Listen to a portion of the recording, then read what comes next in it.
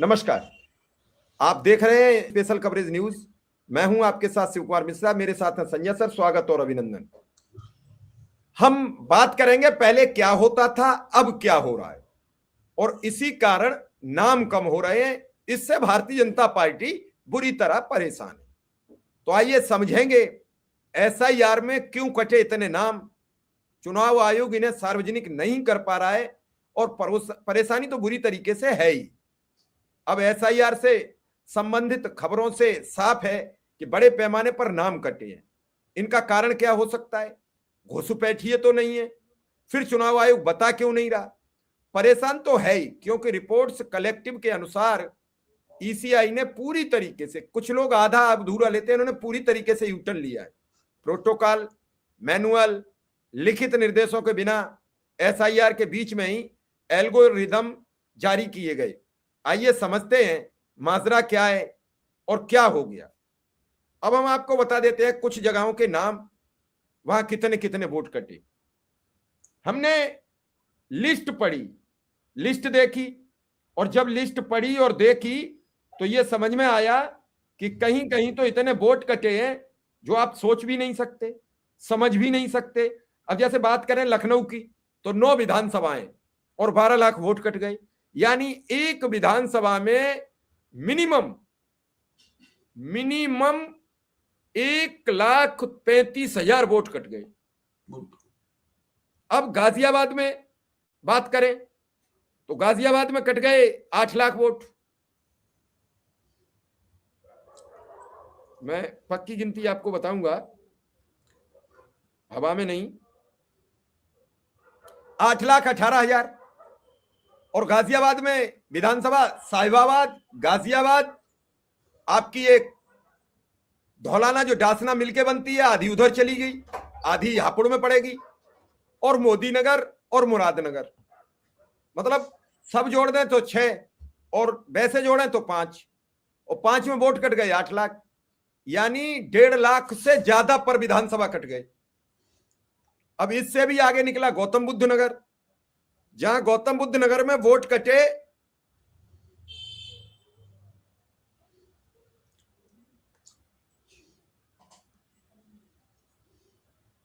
4,47,000। विधानसभाएं 3, यानी 1.5 3 4.5, सीधा सीधा 1.5 लाख उड़ गए। अब आप अंदाज लगाओ कौन हारेगा कौन जीतेगा। क्या भाजपा इसी वजह से यहां 7-7 8-8 लाख से जीत रही थी? मैं बड़ी गंभीर बात कर रहा हूं, क्योंकि विपक्ष तो जीतता ही नहीं है। विपक्ष तो जीत ही नहीं रहा था, ना विधानसभा ना लोकसभा। गाजियाबाद साहिबाबाद पे लगातार सुनील शर्मा ऐतिहासिक चुनाव जीत रहे हैं। ऐतिहासिक, पार्टी बदल के भी कहीं चले जाओ सुनील शर्मा जीत रहे हैं। गाजियाबाद नगर पे बीजेपी का उम्मीदवार वर्षों से ऐतिहासिक जीत रहा है। मुरादनगर, मोदी नगर, आपका डासना वाली सीट, फिर बची कौन सी? नोएडा की तीनों सीटें ऐतिहासिक जीत रहे हैं, जहां सपा के उम्मीदवार 1 लाख के नीचे सिमट जाते हैं। लोकसभा महेश शर्मा लगातार जीत रहे हैं, तीसरी बार भी जीत गए। तो आखिर कटे किसके? मैं तो जानना चाहता हूं, ज्ञान चक्षु खुल जाएंगे भाजपा के। समस्या क्या है सर? नहीं, समस्या नहीं है। अति उत्साह में कभी कभी सेल्फ गोल भी हो जाता है। मैं ये जानना चाहता हूं क्या हुआ ये? नहीं, बहुत सोच समझ के आप नहीं करेंगे काम, मनमानी में करेंगे, जबरदस्ती करवाएंगे, गलत ढंग से करेंगे तो फंसने की आशंका तो रहती ही है। और मुझे लगता है कि अब ये लोग फंस गए हैं। अभी तक ये लोग जो करते रहे तो वो मनमानी ही है और जबरदस्ती चल रहा है पूरा। तो अब जो माने बिहार का जो हुआ तो वो तो माने विशेष उद्देश्य से किया ही गया था, जल्दी जल्दी किया गया, जैसे तैसे किया गया। और तब ये बहाना भी बनाया गया कि किसी राजनीतिक दल ने शिकायत नहीं की है, ये भी कहा गया कि लोग सहयोग नहीं कर रहे हैं, सब तमाम सारी बातें। और चूंकि वो जल्दी जल्दी में पहली बार हो रहा था और समय ही नहीं था, तो राजनीतिक दलों को देखने जांच करने का वो मौका नहीं मिला, या उनको भी अनुभव नहीं था कि क्या देखना है, कहाँ देखना है, कैसे देखना है। तो बिहार का तो काम हो गया और रिजल्ट बताते हैं कि गड़बड़ तो हुई ही है। और आप शुद्ध मतदाता सूची बनाने निकले थे, उसमें नाम 2 बार हैं, तो बस वही क्यों है? और फिर शुद्ध क्या हुआ? और पहले जो शिकायतें थी वही हैं, तो शुद्ध क्या हुआ? और कुल मिलाकर के इतना सारा हंगामा था कि घुसपैठियों को हटाना है, तो घुसपैठियों पे आपने बताया नहीं कुछ। तो जाहिर है कि बिहार में जो हुआ था एसआईआर, वो ठीक नहीं था, और वहां इन लोगों को समझ में आ जाना चाहिए था कि मामला जो है इतना आसान नहीं है।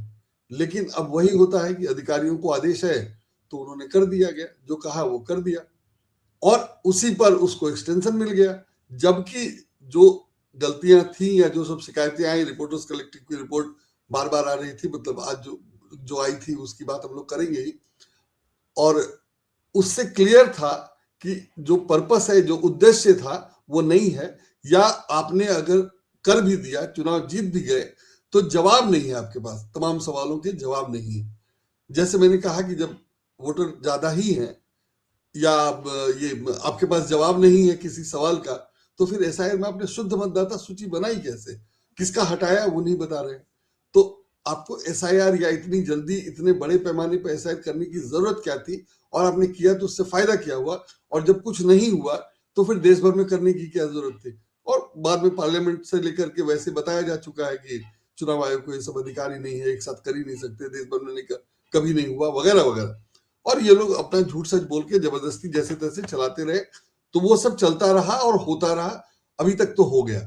अब जब 12 राज्यों का एक साथ करना था, तो जिस जल्दीबाजी में या जो जबरदस्ती की गई उसमें बीएलओ की आत्महत्या से लेकर नौकरी छोड़ने और सब हुआ, लेकिन आपने ध्यान नहीं दिया क्योंकि आपको जबरदस्ती थी और आपको अपना लक्ष्य पूरा करना था, या आप माने बैठे थे कि वो जरूरी है या हमें करना ही है, जो भी आप उसको कहिए। तो अब सब करके आपने कर तो दिया, कर दिया, तो जो आपने जो नियम बनाए थे या जो आपने घोषित किया, आपको कोई ना कोई तो नियम बताना पड़ेगा। तो जो इन्होंने घोषित किया उस नियम से काम किया, तो उस पर इतने वोट कट रहे हैं। तो पहले जो काटा गया या काटना था, तो आपने एक नियंत्रण में रखा मामले को, और नियंत्रित हिसाब से जिसका काटना था उसका काटा, जिसका नहीं काटना था उसका नहीं काटा। लेकिन वो सब चलता नहीं है, इसीलिए सॉफ्टवेयर का इस्तेमाल नहीं किया गया, क्योंकि सॉफ्टवेयर का इस्तेमाल करेंगे तो आपको नियम का पालन करना पड़ेगा, वगैरह वगैरह। और लोगों को ट्रांसपेरेंसी नहीं रही, झूठ सच बोला गया, जो सब तमाम सारी बातें हुई। तेजस्वी यादव का ही नाम 2 जगह है, और ये सब तमाम तरह की बातें। तो जाहिर है कि मामला ठीक से चल नहीं रहा था, और आज के जमाने में डिजिटल इंडिया के मामले में ये सब चीजें छिपाई छिपती नहीं है, फिर भी आप जबरन कर रहे थे। और अब जो है सो जो भी घोषित नियम था, जो भी कुछ आपने बताया, उस नियम के अनुसार जब करेंगे तो फिर वो ये नहीं है कि कौन किसका मतदाता है या किसका हटाना है किसका नहीं हटाना है, वो सब आप किसी के कंट्रोल में रहेगा। हालांकि कंट्रोल में करने की कोशिश की गई, खबर ये तो थी ही कि दिल्ली से सब बताया जा रहा है, जिस अधिकारी के नाम से नोटिस जारी हो रहे हैं उसको पता ही नहीं था, उसको उसके कंप्यूटर में डाल दिया गया, उससे कहा गया कि भेज दो, ये सब हुआ है, सारी खबरें छप चुकी है। तो कुल मिलाकर के एसआईआर एकदम जबरदस्ती और मनमानी है, इसमें कोई दो राय नहीं है, और ये सब हो रहा है। लेकिन जब अधिकारियों को कहा गया कि इस नियम से आपको ये काम करना है, और तथाकथित सघन निरीक्षण, तो ठीक है, लोगों ने निरीक्षण कर दिया, और निरीक्षण करके जो रिजल्ट आया वो आ गया। अब उसमें इतने नाम कटे हैं कि उसको जस्टिफाई करना नहीं है। और चूंकि पश्चिम बंगाल में बहुत ये ममता बनर्जी ने पहले ही कह दिया था, और सबको पता था कि उसका उद्देश्य क्या है। बिहार का जो रिजल्ट आया उससे भी लोगों को डर था, माने जो चुनाव लड़ रहा है उसको तो डर ही होगा, जो चुनाव लड़ रहा है, और जिसको हार जाना है या जो हार सकता है तो उसको डर होगा। तो जाहिर है उसके लिए तो मतलब जीने मरण का सवाल था। तो उन लोगों ने भी ठीक से सख्ती की, ठीक से जांच पड़ताल की, ठीक से पीछे पड़े रहे, ठीक से पता लगाया, सब कुछ किया। तो जो एकदम आपको नियम इंप्लीमेंट करना है, बीएलओ के पीछे चढ़े, बीएलओ से पूछते रहे, जवाब तलब होता रहा, तो जवाब सवाल होता रहा। तो इस सब में ये जो है कि ये बहुत सारे नाम नियमानुसार जो कटने थे वो कट गए। हो सकता है पहले ये उद्देश्य रहा हो कि हम जिसका काटना है उसका काटेंगे, जिसका नहीं काटना है उसका नहीं काटेंगे, वगैरह वगैरह, या सबका पहले भी काट दिया हो, जो कुछ भी किया हो। लेकिन अब ये सब धीरे धीरे करके, पहले तो बिहार वाले मामले में सार्वजनिक नहीं हुआ था, अब धीरे धीरे सब सार्वजनिक हो गया। तो जो सवाल उठ रहे हैं उसका जवाब नहीं। तो सबसे पहले तो सवाल ये है कि 2003 क्यों इतना महत्वपूर्ण है, या 2003 जो महत्वपूर्ण है कि 2003 के मतदाता सूची में आप कहाँ थे, 2003 में थे कहाँ थे नहीं, पिताजी थे नहीं, पिताजी कहाँ थे, माँ कहाँ वोटर थी, पति कहाँ वोटर थे, वगैरह वगैरह। 2003 से पहले का जो मामला है और 2003 के बाद वालों के पिताजी का नाम। तो इस तरह से 2003 क्यों महत्वपूर्ण है? तो जो खबरें हैं या जो जानकारी है, जो सूचनाएं हैं, उसके आधार पर ये कहा जा सकता है कि नागरिकता अधिनियम 1955 में संशोधन हुआ था 2003 में, और नागरिकता संशोधन अधिनियम 2003 लागू हुआ था। इसी संशोधन के जरिए पहली बार एनआरसी यानी नेशनल रजिस्टर ऑफ सिटीजन्स की अवधारणा कानून में जोड़ी गई और अवैध प्रवासी को स्पष्ट कानूनी परिभाषा दी गई। जब एसआईआर के नाम पर जो हो रहा है, उससे लगता है कि मतदाता सूची एनआरसी तो होगी, यह सुनिश्चित किया जा रहा है कि उसमें अवैध प्रवासी न हो। मतलब एक एनआरसी बनाने की योजना सरकार की थी, जो आधार कार्ड के समय नहीं बन पाया, और वैसे नहीं बन पा रहा है, उसके लिए उसमें खर्चा, तैयारी, योजना, जो कुछ भी है, उसका विरोध, जरूरत, तमाम बातें हैं, तो वो एनआरसी सरकार नहीं बना पा रही है। तो लग रहा है कि वोटर लिस्ट में रिवीजन के नाम पर ये लोग एनआरसी ही बना रहे हैं, मैंने वोटर लिस्ट जो होगा वो एनआरसी होगा। इतना जोर दिया है इन लोगों ने कि नहीं, उसमें जो नागरिक है वही होगा, जबकि पुराने सब नियम ऐसे नहीं थे, और नागरिक ही होगा। और नागरिकता की जांच के लिए जो इन्होंने तरीके बनाए कि आधार को ही नहीं मानेंगे, वगैरह वगैरह। तो इससे लग रहा है कि 2003 को आधार मानने का कारण यही है कि 2003 में जो नागरिकता कानून में संशोधन हुआ था, उसके अनुसार ये नागरिक मानेंगे, और उसके अनुसार जो नागरिक होगा या जिसका सर्टिफाई हो जाएगा, जिसकी पुष्टि हो जाएगी, उसी को ये वोटर लिस्ट में रखेंगे। और कम से कम मुझसे तो पूछा ही गया, मेरा नाम, मैं 2003 में से यहाँ रह रहा हूँ, 2003 से, यहाँ 2003 में मैंने ये फ्लैट खरीदा था और यहाँ 2003 से रह रहा हूँ। तब मैं जनसत्ता में नौकरी करता था, मैंने उसी समय मैंने नौकरी छोड़ी थी। तो जब मैं यहाँ आया, यहाँ लगा, पता चला कि यहाँ वोटर लिस्ट में मेरे किसी का नाम नहीं है, और भी लोगों ने कहा हुआ, तो मैंने अपने जान पहचान से लोगों को कहा हुआ, और 2003 में यहाँ ये उस समय नया शुरू हुआ था वोटर आई कार्ड बनाना, तो कैमरा वैमरा लेकर के आया सरकारी आदमी या जो ठेकेदार था, और उसने हमारा नाम जो जैसे पूछा, मैंने लिस्ट बना के दिया नाम पिता का, लोगों से पूछकर, और उस आधार पे सबका नाम वोटर लिस्ट में दर्ज हो गया। फिर वो कट गया, फिर हमने शिकायत करी तो फिर वो जुड़ गया, वगैरह वगैरह। लेकिन अब जब मेरा नाम रिन्यू होना है, मेरा नाम वोटर लिस्ट में है, और जब एसआईआर में मेरा नाम रिन्यू होना है, तो मुझसे पूछा गया कि 2003 में आप कहाँ थे। उसकी जरूरत ही नहीं होनी चाहिए, 2003 में तो मैं यहाँ था ही, लेकिन चूंकि 2003 के बाद इन लोगों ने काट दिया था, जो पहले से चला रहा है नाम काटने का, तो काट दिया था, तो 2003 में उनको उनके रिकॉर्ड में नहीं मिला। अब वो हमसे मांग रहे हैं मेरा रिकॉर्ड, मैं कह रहा हूँ मेरा नहीं है। तो अब मुझे तो वो घुसपैठिया मान नहीं सकते, और ये कह नहीं सकते कि मैं 2003 के बाद मैं पैदा नहीं हुआ हूँ, मेरा एज है या पहले का कार्ड है, सब कुछ है। तो अब उनकी परेशानी है कि 2003 का डिटेल मुझसे मांग रहे हैं। 2003 का डिटेल मुझे कुछ याद नहीं था, मैंने कह दिया नहीं, मेरे पास नहीं है, मैं कुछ दूंगा नहीं, और मैं कुछ नहीं कर सकता, मेरा नाम रहने दो। तो वो परेशान, क्योंकि वो नहीं देगा तो मेरा नाम एंटर नहीं होगा, मैं बाहर हो जाऊंगा, और मैं दे नहीं रहा था, उसके पास ढूंढने जानने का कोई तरीका नहीं था, क्योंकि 2003 में ये बिल्डिंग नहीं बनी थी, तो इससे पहले जाहिर है मैं कहीं और रहता था, तो उसको जब तक मैं बताऊंगा नहीं कि मैं कहाँ रहता था, वो ढूंढ ही नहीं सकता है, और मेरे पास कोई डिटेल नहीं था या मुझे कुछ याद नहीं था। तो अंततः उसने दबाव डाला, और मैंने कहा कि नहीं मुझे जरूरत नहीं है, फिर भी दबाव डाला, जोर डाला, एक आध बार फोन वोन किया, आया गया, सब कुछ किया, तो मुझे जो मिला वो मैंने दे दिया। तो हो सकता है मेरा नाम नहीं कटे, लेकिन जो लोग नहीं दे पाए होंगे या जिनको नहीं मिलेगा, उनका तो नाम कटेगा ही। तो नोएडा, गाजियाबाद में जो आपने कहा कि बहुत सारे नाम कटे हैं, वो इसीलिए कटे हैं कि ये पूरा मोहल्ला या पूरा शहर, मैंने कम से कम हिंडन पार वाला, तो इसके बाद आबाद हुआ है, 2003 के बाद ही आबाद हुआ है। और 2003 के बाद मैं 2003 में आया था, उस समय तो बहुत सारी बिल्डिंग नहीं बनी थी। तो वो सारे लोग जो 2003 के बाद यहाँ रहने आए हैं, वो कहीं और से आए हैं, और जाहिर है उनका पुराना कार्ड नहीं होगा, या होगा तो उसको ढूंढना मुश्किल होगा, और उनके पास तो उसका डिटेल होगा ही नहीं। तो इसलिए ये सारे नाम ज्यादा कटे हैं। और जो जहां रह रहे हैं, जैसे मैं यहाँ रह ही रहा हूँ 2003 से, तब भी मेरा चाहिए 2003 के पहले का। तो जो बाद में आए हैं उनका तो जाहिर है उनको तो चाहिए ही। तो इसलिए मुझे लगता है कि बहुत सारे नाम लोगों के कटे हैं, और चूंकि इनको कहा नहीं जा सकता है कि ये घुसपैठिए हैं, ये नहीं कहा जा सकता है कि इनका डिटेल नहीं मिल रहा है, भाई मैं यहीं रह रहा हूं तो मेरा कौन सा डिटेल चाहिए जो नहीं मिल रहा है, लेकिन उन्होंने जबरदस्ती 2003 से पहले का डिटेल चाहिए, जो वो कहना भी नहीं चाहते या कह नहीं रहे हैं। कि संजय सिंह जो 2003 से जिस पते पे रह रहे हैं, वोटर लिस्ट में नाम है, उनका 2003 के पहले का डिटेल नहीं है, इसलिए हम उनका वोटर लिस्ट में नाम नहीं बनाएंगे, या इसलिए उनका नाम वोटर लिस्ट से बाहर हो गया। ये जबरदस्ती की शर्त है और इस जबरदस्ती की शर्त को वो लागू नहीं करते। ठीक है, मेरा नाम नहीं कटेगा शायद, क्योंकि मेरा डिटेल मिल गया, लेकिन जिन लोगों का नहीं मिला या 2003 के बाद 2005-7 में जो लोग आए उनका तो कटेगा ही, और इसीलिए कटा है, तभी ये स्थिति है। तो मुझे लगता है कि इन लोगों को ये बताना नहीं है कि इसलिए कटा, और इसको इम्प्लीमेंट करना है कि 2003 का जिसका डिटेल नहीं मिल रहा है उसको काट। ठीक है कि वो गलत है और बाद में सबको ऐड करना ही पड़ेगा, बिना ऐड किए चुनाव हो नहीं सकता, या बिना ऐड किए चुनाव होगा तो वो गड़बड़ होगा, उसको भी चैलेंज किया जाएगा वगैरह वगैरह।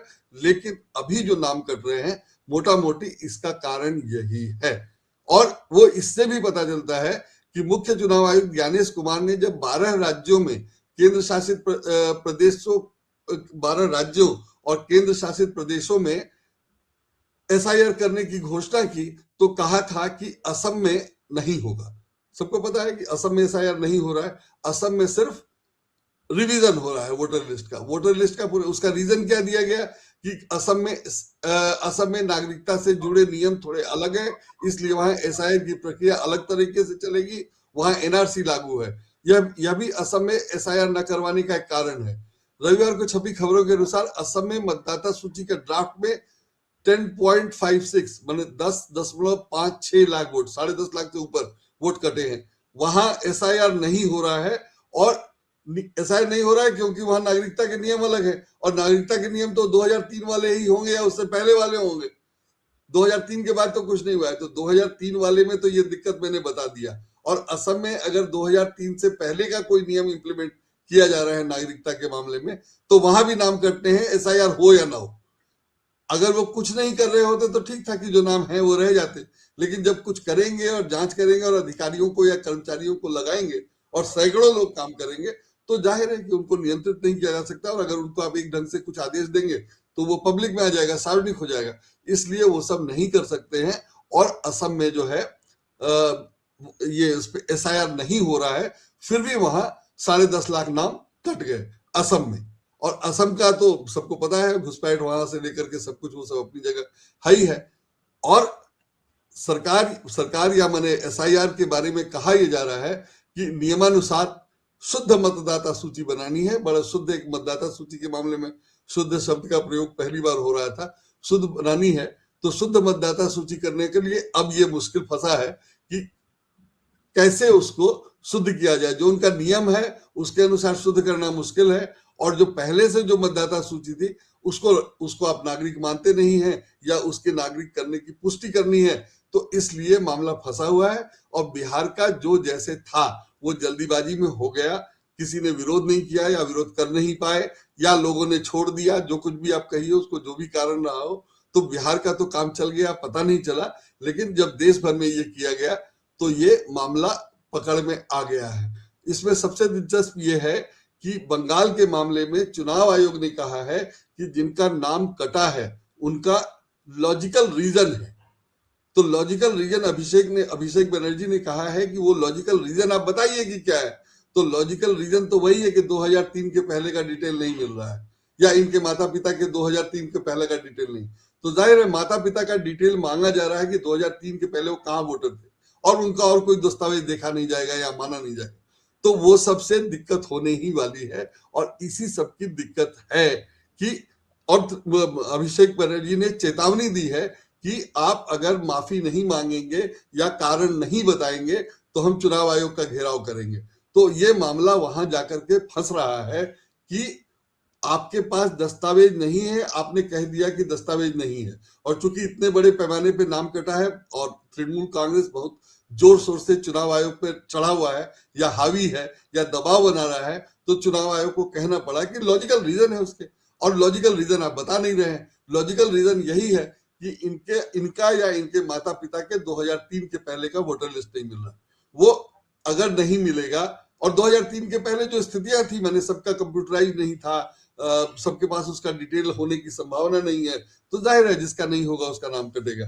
तो नियम आपने बनाए और उसी नियम में आप फंसे, और चूंकि वो काम एनआरसी का नहीं है और एनआरसी के अनुसार आप नाम हटा नहीं रहे हैं और चाहते हैं कि एनआरसी के अनुसार हो, जो अस्पष्ट है, इसीलिए ना आप कुछ बता पा रहे हैं, ना कुछ छिपा पा रहे हैं, ना कुछ छिप रहा है, ना बता सक रहे हैं, और स्थिति जो है इस तरह से फंस गई है कि आप कुछ कर ही नहीं सकते हैं। और बंगाल में अब माने अनऑफिशियल रीजन बताया जा रहा है कि ये गड़बड़ है, वो गड़बड़ है, लेकिन असली कारण वही है कि ये डिटेल नहीं बताना चाह रहे हैं। टेलीग्राफ में खबर छपी थी कल कि माने जो स्थिति बना दी गई है, पहले क्या होता था कि जो जहां रह रहा है उसका वही नाम। अब क्या है कि वोटर लिस्ट में नाम होना आपकी नागरिकता का प्रमाण पत्र होगा। लोग समझ रहे हैं कि शायद होगा, जरूरी है, तो लोग चाहते हैं कि वोटर लिस्ट में नाम रहे। अब वोटर लिस्ट में नाम रहे तो पहले तो नियम था कि जहां आप रहते हैं वहां आपका नाम रहेगा। अब वोटर लिस्ट में नाम होना है नागरिकता के लिए, तो सब लोग चाहते हैं कि जो उनका स्थायी निवास स्थान है वहां हो। तो इसलिए लोग अपना नाम इधर से कटवा के उधर करवाना, उधर से कटवा के इधर भी करवाना चाहते हैं। तो यहाँ जहां रहते हैं वहां सबूत है, और जहां जान करवाना चाहते हैं वहां सबूत नहीं है, तो फिर नाम कट जाएगा। यहां से भी कट गया, वहां से भी कट गया। और ये सब भी चूंकि जब इसको सख्ती से जांच की जाएगी और कई लोग लगा दिए जाएंगे, तो बंगाल में ये सारा मामला समझ में आ गया है, या सारा मामला पकड़ में आ गया है। ममता बनर्जी ने कहा था कि अगर जब आप इतनी सख्ती से जांच कर रहे हैं और नागरिकता चेक कर रहे हैं, तो जो यहाँ रह रहा था, उस लड़की की शादी हुई, वो वहां गई, तो वहां क्यों नहीं है? तो अब इसको ये लोग मैपिंग कह रहे हैं, और मैपिंग में वो मिल नहीं रहा है। तो मिल नहीं रहा है तो चुनाव आयोग को जवाब देना पड़ेगा कि अगर यहाँ से इसकी शादी हुई थी और वो वहां चली गई, तो उसका नाम आप दर्ज कीजिए, और नहीं दर्ज कीजिएगा तो कारण बताइए, और अपने आप क्यों नहीं है वो बताइए। तो सारी बातें चुनाव आयोग के लिए जवाब देना मुश्किल हो रहा है, क्योंकि मामला ही ऐसा है। पहले ठीक था नहीं, और अब जो नियम है उसको बताना नहीं है या उसको मानना नहीं है, और जो चेंज होता है या चेंज होने का जो कारण है, या मतदाता सूची से जो नाम हटाने का कारण वगैरह वगैरह, वो सब स्वीकार्य नहीं है। जैसे मेरा नाम अगर एक बार वोटर लिस्ट में है और मैं यहाँ से बदल जाऊं, यहाँ से घर मेरा बदल जाए, या मैं यहाँ नहीं रहूं, तो आप ये बता देंगे कि मैं उस पते पे नहीं मिला इसलिए मेरा नाम कट गया। लेकिन मैं यहीं रह रहा हूं तो मेरा नाम कैसे कटेगा या क्यों कटेगा? लेकिन उनको उनके नियमानुसार अगर 2003 से पहले का मेरा डिटेल नहीं है तो नाम कटना है। कहा यह जा रहा है, मैंने अखबारों में खबर भी छपी है कि रिश्तेदार का डिटेल देना है 2003 से पहले का। लेकिन जो मैंने कंप्यूटर पे देखा, और जब देखा था, तो उसमें रिश्तेदार नहीं था, माता पिता पति, 3 के अलावा चौथा ये था जो अनाथ बच्चे हैं उनका रजिस्टर्ड गार्जियन। तो अनाथ बच्चे का रजिस्टर्ड गार्जियन देश में कितना होगा और कितने बच्चों का होगा, ये हम लोग समझ सकते हैं। तो माता पिता और पति का डॉक्यूमेंट नहीं है अगर किसी के पास, तो उसका नाम दर्ज नहीं होगा 2003 से पहले का। तो ये नियम है, और ये इंटरनेट पे मैंने यही देखा। मैं जिसका नाम डालने जा रहा था उसके लिए मैंने पूरी कोशिश कर ली, और उनके फादर का या उनके ये मदर का डिटेल नहीं मिला, इसलिए वो नाम नहीं डाला जा सका, और नहीं हुआ, नहीं रजिस्टर हुआ। तो जो कटे हैं उसका कारण यही होगा। लेकिन चूंकि उसको स्वीकार नहीं करना है, तो अनाधिकारिक रूप से कहा जा रहा है कि लॉजिकल रीजन है, डॉक्यूमेंट नहीं है वगैरह वगैरह, लेकिन उसको स्वीकार नहीं किया जा सकता कि कौन सा डॉक्यूमेंट नहीं। जैसे एक एग्जाम्पल दिया है कि एक लड़की कूच बिहार की आई, उसको बुलाया गया कि तुम्हारा नाम डिटेल नहीं है इसलिए तुम डिटेल दो। तो वो बेंगलोर रहती है, बेंगलोर से आई। अव्वल तो बेंगलोर रहती है तो उसका बेंगलोर में नाम होना चाहिए था, और उसको कोई झंझट ही नहीं होता। लेकिन अब चूंकि नागरिकता का मामला है, तो वो चाहती होगी कि कूच बिहार में नाम रहे, या कूच बिहार वाला अपना कटवाना नहीं चाहती है कि भले बेंगलोर वाला कट जाए या बेंगलोर में नाम ना हो। तो कूच बिहार में उसने कहा कि वो अपने 10th का एडमिट कार्ड दे रही है। 10th में अगर एडमिट कार्ड दे रही है तो एज पता चल गया उसका, और इंडियन है ये भी पता चल गया कि इंडियन स्कूल में पढ़ रही थी 10th में। तो लेकिन चुनाव आयोग ने कहा कि नहीं, हमें सर्टिफिकेट चाहिए। तो ठीक है, सर्टिफिकेट चाहिए, दस्तावेज जो मांगा जा रहा है वही मांगा जाएगा, लेकिन उसकी जरूरत नहीं है। और अभी हाल तक, मैंने SIR से पहले तक इस तरह के दस्तावेज मांगे नहीं जाते थे। एज के लिए ये सर्टिफिकेट काफी है कि उसने किस साल 10वीं का एग्जाम दिया। 18 साल से ऊपर ही तो होना है। 18 साल से ऊपर का आदमी तो देख के पहचान में आ जाएगा कि 18 से ऊपर का है, तो उसके लिए किसी सर्टिफिकेट की वैसे भी जरूरत नहीं है। लेकिन यहाँ कहा गया, और अगर उसका नाम दर्ज नहीं होता है तो जाहिर है ऐसे ऐसे लोगों का किसी का नाम दर्ज नहीं होगा, तो फिर छोड़े जाने वाले लोग या जो वोटर लिस्ट से जो हटाए जाएंगे वैसे बहुत सारे लोग होंगे। और ये सब किया जा रहा है जो कानूनन गलत ना हो, पुराने नियमों के अनुसार तो बिल्कुल गलत है और अव्यवहारिक तो है ही है। अगर ऐसे लोगों को वोटर नहीं बनाया जाएगा कि आपका 10th का मार्कशीट ही, हाँ उसने कहा कि मेरा पास सर्टिफिकेट इसलिए नहीं है कि कॉलेज में जब मैंने एडमिशन लिया तो कॉलेज ने मेरा ओरिजिनल रख लिया। ये नियम है, हम लोगों ने भी देखा है, मैंने भी देखा है कि मेरा बच्चा जब जिस कॉलेज में गया उस कॉलेज में उसका ओरिजिनल सर्टिफिकेट रहा। शायद मेरा भी रखा गया था, बाद में मिला था या मिला ही नहीं, मुझे भी याद नहीं है कि ओरिजिनल मेरे पास है कि नहीं। मैंने जो कॉलेज में जमा किया ओरिजिनल, तो कॉलेज ने मुझे लिख के दिया कि इसका ओरिजिनल कॉलेज के नियम के अनुसार कॉलेज में जमा है, और चूंकि मुझे जरूरत नहीं पड़ी तो मैं लेने ही नहीं गया, तो हो सकता है मेरे पास मेरा ओरिजिनल ना हो। तो ये स्थिति है और अभी भी चल रहा है वो। तो मेरा तो 1990-70 की बात है, 80 की बात है, और अगर 2025 में भी वही हो रहा है तो आप समझिए कि 2025 में नागरिक होना या वोटर होना कितना मुश्किल बना दिया गया। और इसी मुश्किल के कारण लोग वोटर नहीं बन पा रहे हैं या इतने सारे नाम कट रहे हैं जिसका जवाब चुनाव आयोग के पास नहीं है, क्योंकि उसको ये बताना नहीं है कि इन कारणों से नाम कटे हैं। और चूंकि उसने स्पष्ट नहीं कहा है, इसीलिए अभिषेक बनर्जी ने चुनौती दी है और चैलेंज किया है चुनाव आयोग के सामने करना। तो ये मामला मुझे लगता है कि ज्यादा गंभीर होगा, फंसेगा, चुनाव आयोग भी फंसेगा, बीजेपी तो फंसी हुई है ही है। तो ये सब कुछ होने वाला है और दिलचस्प होगा, देखा जाए क्या होता है आगे। चलिए सर, इंतजार करेंगे। फिलहाल आपने बड़ी ढंग से समझाने का प्रयास किया है, और समझें, वीडियो को देखें और शेयर करें। आपका बहुत बहुत आभार, बहुत बहुत धन्यवाद।